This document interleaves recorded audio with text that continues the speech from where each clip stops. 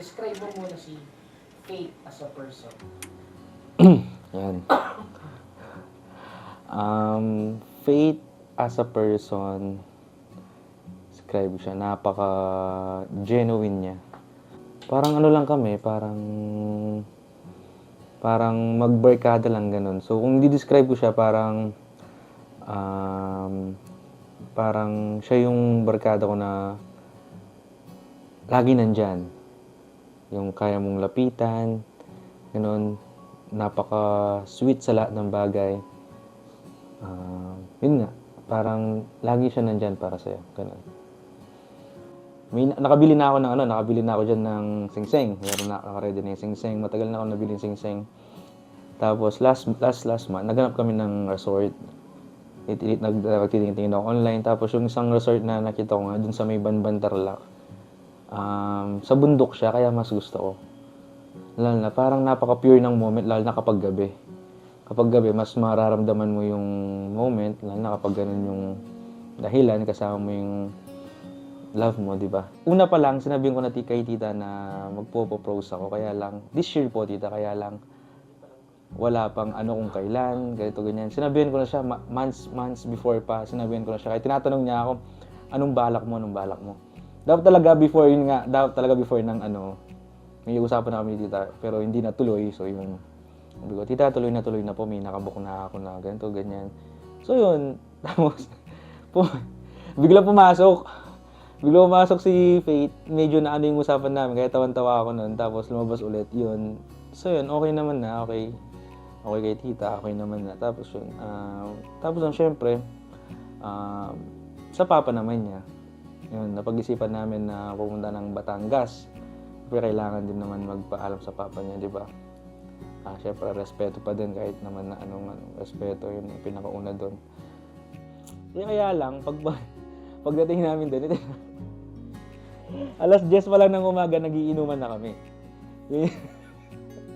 Ganun yung nangyari. Alas 10 pa lang. Pero yun nga, yun, ano naman, pagdating doon, okay naman. Nag-thank you pa nga yung mga tito, mga tita doon na si daw, naalala ko sila. Ganito, ganyan na hindi ko sila kinalimutan kahit na, which is, isang beses pa lang ako pumunta doon. Pangalawang beses, kinukuha ko na yung pamangkin nila, yung ano nila. Di ba? So yun, unang-una magpapasalamat talaga ako sa nanay at tatay ko. Kasi kung di dahil sa kanila, hindi ko naman, hindi magiging possible to. Tapos yun, thank you, matang kay nga gana-gana. Baloy naman ta. So yun, thank you. Pangalawa, sa mga kaibigan ko, yun na todo supported din sa akin. Kung nasabihin yung pangalan, alam naman nila yun kung sino sila. Todo suporta sa akin. Maraming salamat. And yun nga, hindi dahil sa inyo, hindi naman magiging possible yung proposal na to.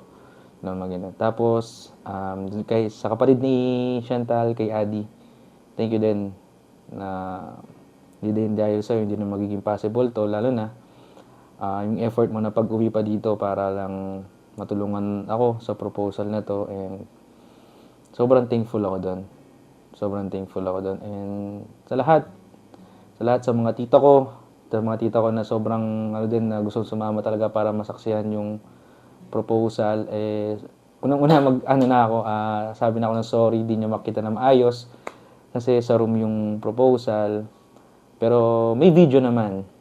Si Adi na yung bahala doon para mapanood yung kung paano. Ayun.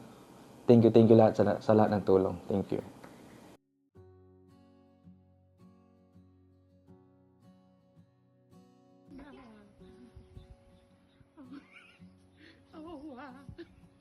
Talon nga, talon.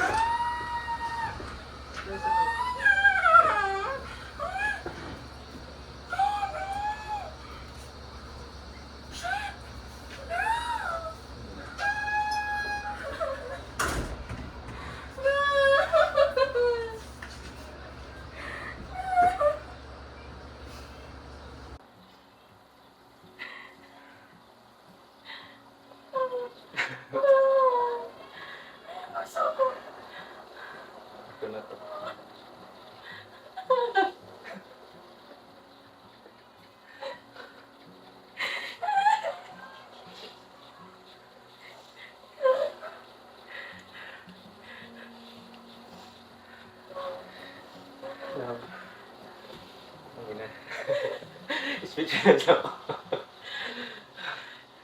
Nakaganda. Thank you. Thank you sa lahat.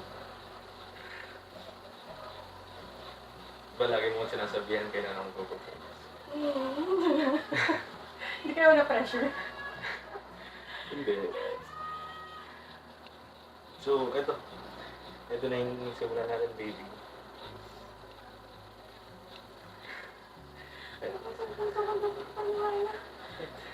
Nag-practice ka ba? Hindi. Wala naman ako sabi. Love. Thank you sa lahat. Alam mo naman, lagi ko naman sinasabi sa'yo, kundi dahil sa'yo, hindi ako yung Gerald na kailangan kilala. Hindi ako maging Gerald na ganito, kundi dahil sa'yo. Thank you. Thank you sa lahat ng tulong, sa lahat ng pag-support mo sa akin, sa lahat ng akin. And I know you deserve this, kaya ginawa ko to.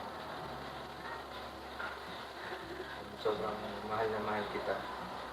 Sana laging tatandaan mo. Ito pa lang yung simula natin.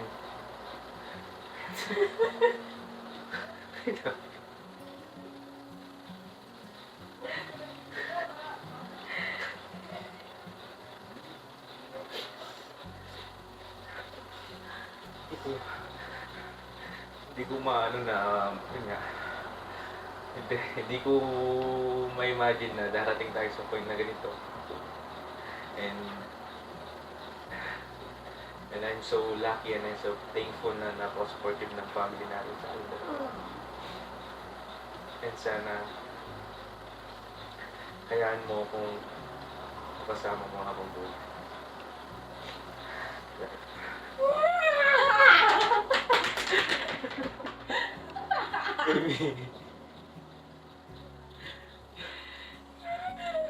Ang dami ko dapat sasabihin, nakalimutan ko.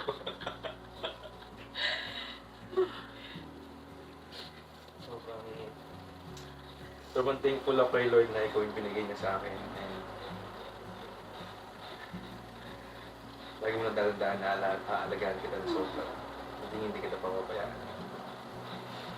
And yun nga, sana hayaan mo kung makasama ka sa lahat-lahat. Baby.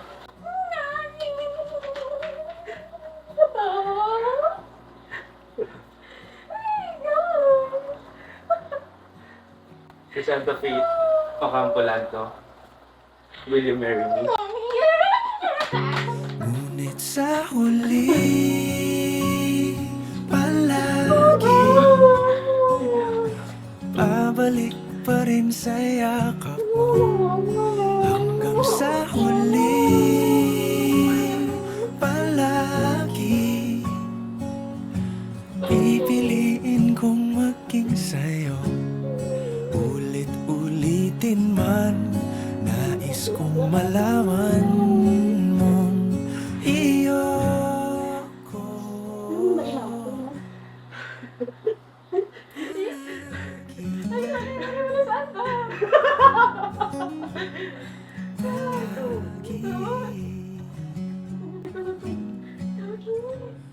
Balikan man ang hirap, luhat lahat.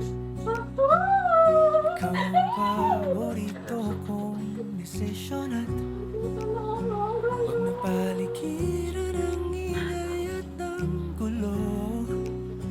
Di ko pagpapalit ngiti mo sa mundo. This for you. Ito tayo sa huli,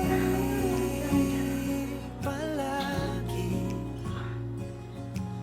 babalik pa rin sa yakap mo. Hanggang sa huli, Balikan mo na yung ano. palagi Kaya pala? piliin kong maging Balikan mo na yan. Tatagaling ko na. Tanggalin mo na, hindi na yung relationship. nais kong malaman. Ikaw yung dahilan kung bakit ganito ako, kung bakit naayos ko yung buhay ko. Saka sa pinaka dahilan talaga. And kaya yun nga, sasabihin ko rin, hindi ko talaga alam kung ano mangyayari sa akin kung wala ka. Sana maging masaya lang tayo palagi. Kung may problema man, hindi man tayo nakakaproblema ako, pero soon kung meron man, kakayanin natin yun. Yun nga, ito pa lang yung simula. Mahal na mahal kita. Palagi pabalik pa rin sa yakap.